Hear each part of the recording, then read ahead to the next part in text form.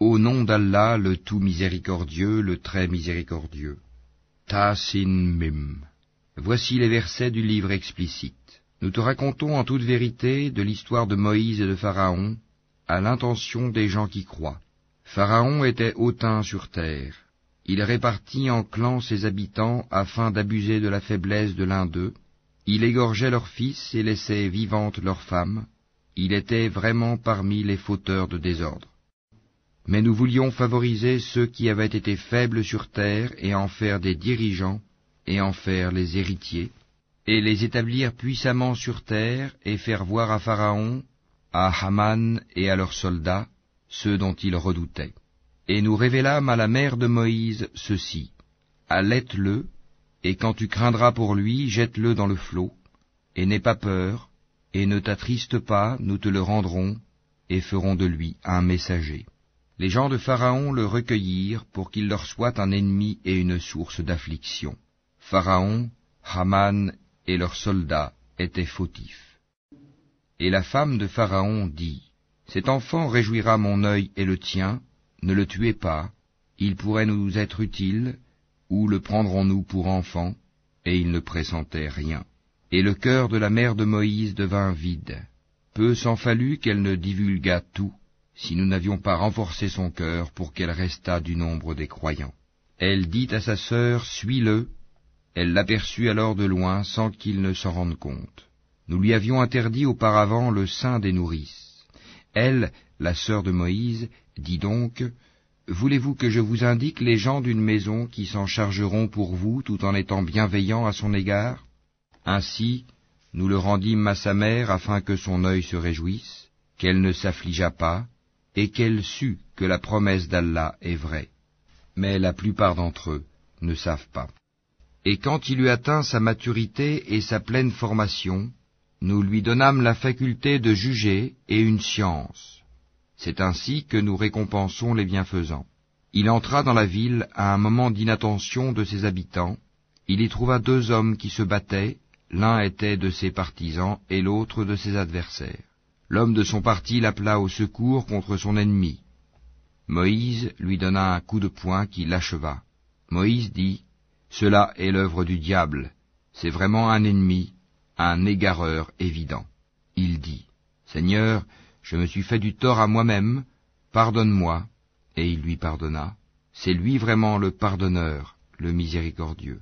Il dit: Seigneur, grâce aux bienfaits dont tu m'as comblé, jamais je ne soutiendrai les criminels. Le lendemain matin, il se trouva en ville, craintif et regardant autour de lui, quand voilà que celui qui lui avait demandé secours la veille l'appelait à grands cris. Moïse lui dit: tu es certes un provocateur déclaré. Quand il voulut porter un coup à leur ennemi commun, l'Israélite dit: Ô Moïse, veux-tu me tuer comme tu as tué un homme hier? Tu ne veux être qu'un tyran sur terre, et tu ne veux pas être parmi les bienfaiteurs. Et c'est alors qu'un homme vint du bout de la ville en courant et dit: Ô Moïse, les notables sont en train de se concerter à ton sujet pour te tuer. Quitte la ville, c'est le conseil que je te donne. Il sortit de là craintif, regardant autour de lui. Il dit: Seigneur, sauve-moi de ce peuple injuste. Et lorsqu'il se dirigea vers Madian, il dit: Je souhaite que mon Seigneur me guide sur la voie droite. Et quand il fut arrivé au point d'eau de Madian, il y trouva un attroupement de gens abreuvant leurs bêtes, et il trouva aussi 2 femmes se tenant à l'écart et retenant leurs bêtes. Il dit: Que voulez-vous? Elles dirent: Nous n'abreuverons que quand les bergers seront partis, et notre père est fort âgé. Il abreuva les bêtes pour elles, puis retourna à l'ombre et dit: Seigneur, j'ai grand besoin du bien que tu feras descendre vers moi. Puis l'une des 2 femmes vint à lui, d'une démarche timide, et lui dit: Mon père t'appelle pour te récompenser pour avoir abreuvé pour nous. Et quand il fut venu auprès de lui, et qu'il lui eut raconté son histoire, le vieillard dit: N'aie aucune crainte, tu as échappé aux gens injustes.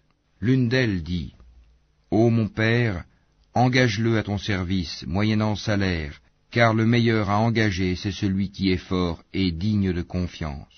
Il dit: Je voudrais te marier à l'une de mes 2 filles que voici, à condition que tu travailles à mon service durant 8 ans. Si tu achèves 10 années, ce sera de ton bon gré. Je ne veux cependant rien t'imposer d'excessif. Tu me trouveras, si Allah le veut, du nombre des gens de bien.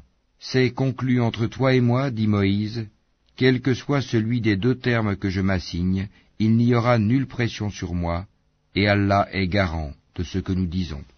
Puis, lorsque Moïse eut accompli la période convenue et qu'il se mit en route avec sa famille, il vit un feu du côté du mont. Il dit à sa famille, « Demeurez ici, j'ai vu du feu, peut-être vous en apporterai-je une nouvelle ou un tison de feu afin que vous vous réchauffiez. » Puis quand il y arriva, on l'appela du flanc droit de la vallée, dans la place bénie à partir de l'arbre, « Ô Moïse, c'est moi, Allah, le Seigneur de l'univers. » Et « Jette ton bâton. » Puis quand il le vit remuer comme si c'était un serpent, il tourna le dos sans même se retourner. « Ô Moïse, approche et n'aie pas peur, tu es du nombre de ceux qui sont en sécurité. Introduis ta main dans l'ouverture de ta tunique, elle sortira blanche sans aucun mal, et serre ton bras contre toi pour ne pas avoir peur. Voilà donc deux preuves de ton Seigneur pour Pharaon et ses notables. Ce sont vraiment des gens pervers. Seigneur, dit Moïse, j'ai tué un des leurs et je crains qu'il ne me tue. Mais Aaron, mon frère, est plus éloquent que moi. Envoie-le donc avec moi comme auxiliaire pour déclarer ma véracité. Je crains vraiment qu'il ne me traite de menteur. Allah dit, nous allons par ton frère fortifier ton bras et vous donner des arguments irréfutables. Ils ne sauront vous atteindre grâce à nos signes, nos miracles. Vous deux et ceux qui vous suivront seront les vainqueurs. Puis quand Moïse vint à eux avec nos prodiges évidents, ils dirent, « Ce n'est là que magie inventée, jamais nous n'avons entendu parler de cela chez nos premiers ancêtres. » Et Moïse dit, « Mon Seigneur connaît mieux qui est venu de sa part avec la guidée, et à qui appartiendra la demeure finale. Vraiment, les injustes ne réussiront pas. » Et Pharaon dit, « Ô notables, je ne connais pas de divinité pour vous autre que moi. Haman, allume-moi du feu sur l'argile, puis construis-moi une tour, peut-être alors monterai-je jusqu'au Dieu de Moïse. Je pense plutôt qu'il est du nombre des menteurs. » Et il s'enfla d'orgueil sur terre, ainsi que ses soldats, sans aucun droit, et ils pensèrent qu'ils ne seraient pas ramenés vers nous. Nous le saisîmes donc, ainsi que ses soldats, et les jetâmes dans le flot. Regarde donc ce qu'il est advenu des injustes. Nous fîmes d'eux des dirigeants qui appellent les gens au feu, et au jour de la résurrection, ils ne seront pas secourus. Nous les fîmes suivre dans cette vie ici-bas d'une malédiction, et au jour de la résurrection, ils seront parmi les honnis. Nous avons en effet donné le livre à Moïse, après avoir fait périr les anciennes générations, en tant que preuves illuminantes pour les gens, ainsi que guidée et miséricorde afin qu'ils se souviennent. Tu n'étais pas sur le versant ouest du Sinaï quand nous avons décrété les commandements à Moïse. Tu n'étais pas parmi les témoins. Mais nous avons fait naître des générations dont l'âge s'est prolongé, et tu n'étais pas non plus résident parmi les gens de Madian leur récitant nos versets. Mais c'est nous qui envoyons les messagers. Et tu n'étais pas au flanc du mont Thor quand nous avons appelé. Mais tu es venu comme une miséricorde de ton Seigneur pour avertir un peuple à qui nul avertisseur avant toi n'est venu, afin qu'ils se souviennent. Si un malheur les atteignait en rétribution de ceux que leurs propres mains avaient préparés, ils diraient, « Seigneur, pourquoi ne nous as-tu pas envoyé un messager ?» Nous aurions alors suivi tes versets, et nous aurions été croyants. Mais quand la vérité leur est venue de notre part, ils ont dit, si seulement il avait reçu la même chose que Moïse, est-ce qu'ils n'ont pas nié ce qui auparavant fut apporté à Moïse? Ils dirent, deux magies se sont mutuellement soutenues. Et ils dirent, nous n'avons foi en aucune. Dis-leur, apportez donc un livre venant d'Allah qui soit meilleur guide que ces deux-là, et je le suivrai si vous êtes véridiques. Mais s'ils ne te répondent pas, sache alors que c'est seulement leur passion qu'ils suivent, et qui est plus égaré que celui qui suit sa passion sans une guidée d'Allah. Allah vraiment ne guide pas les gens injustes. Nous leur avons déjà exposé la parole, le Coran, afin qu'ils se souviennent. Ceux à qui, avant lui, le Coran, nous avons apporté le livre, y croient. Et quand on le leur récite, ils disent, nous y croyons, ceci est bien la vérité émanant de notre Seigneur, déjà avant son arrivée nous étions soumis. Voilà ceux qui recevront 2 fois leur récompense pour leur endurance, pour avoir répondu au mal par le bien, et pour avoir dépensé de ce que nous leur avons attribué. Et quand ils entendent des futilités, ils s'en détournent et disent « À nous nos actions et à vous les vôtres, paix sur vous, nous ne recherchons pas les ignorants. » Toi, Mohammed, ne dirige pas celui que tu aimes, mais c'est Allah qui guide qui il veut. Il connaît mieux cependant les bien guidés. Et ils dirent, si nous suivons avec toi la bonne voie, on nous arrachera de notre terre. Ne les avons-nous pas établis dans une enceinte sacrée, sûre, vers laquelle des produits de toutes sortes sont apportés comme attribution de notre part? Mais la plupart d'entre eux ne savent pas. Et combien avons-nous fait périr de cités qui étaient ingrates, alors que leurs habitants vivaient dans l'abondance, et voilà qu'après eux leurs demeures ne sont que très peu habitées, et c'est nous qui en fûmes l'héritier. Ton Seigneur ne fait pas périr des cités avant d'avoir envoyé dans leur métropole un messager pour leur réciter nos versets. Et nous ne faisons périr les cités que lorsque leurs habitants sont injustes. Tout ce qui vous a été donné est la jouissance éphémère de la vie ici-bas et sa parure, alors que ce qui est auprès d'Allah est meilleur et plus durable. Ne comprenez-vous donc pas? Celui à qui nous avons fait une belle promesse dont il verra l'accomplissement, est-il comparable à celui à qui nous avons accordé la jouissance de la vie présente et qui sera ensuite, le jour de la résurrection, de ceux qui comparaîtront devant nous? Et le jour où il les appellera, il dira, « Où sont ceux que vous prétendiez être mes associés ?» Ceux contre qui la parole se réalisera diront, « Voici, Seigneur, ceux que nous avons séduits. Nous les avons séduits comme nous nous sommes dévoyés nous-mêmes. Nous les désavouons devant toi. Ce n'est pas nous qu'ils adoraient. » Et on leur dira, « Appelez vos associés. » Ils les appelleront, mais ceux-ci ne leur répondront pas. Quand ils verront le châtiment, ils désireront alors avoir suivi le chemin droit dans la vie d'ici-bas. Et le jour où il les appellera et qu'il dira, « Que répondiez-vous aux messagers ?» Ce jour-là, leurs arguments deviendront obscurs, et ils ne se poseront point de questions. Mais celui qui se sera repenti, qui aura cru et fait le bien, il se peut qu'il soit parmi ceux qui réussissent. Ton Seigneur crée ce qu'il veut, et il choisit. Il ne leur a jamais appartenu de choisir. Gloire à Allah, il transcende ceux qu'ils associent à lui. Ton Seigneur sait ce que cache leur poitrine et ce qu'ils divulguent. C'est lui Allah, pas de divinité à part lui. À lui la louange ici-bas comme dans l'au-delà. À lui appartient le jugement, et vers lui vous serez ramenés. Dis, que diriez-vous si Allah vous assignait la nuit en permanence jusqu'au jour de la résurrection? Quelle divinité autre qu'Allah pourrait vous apporter une lumière? N'entendez-vous donc pas?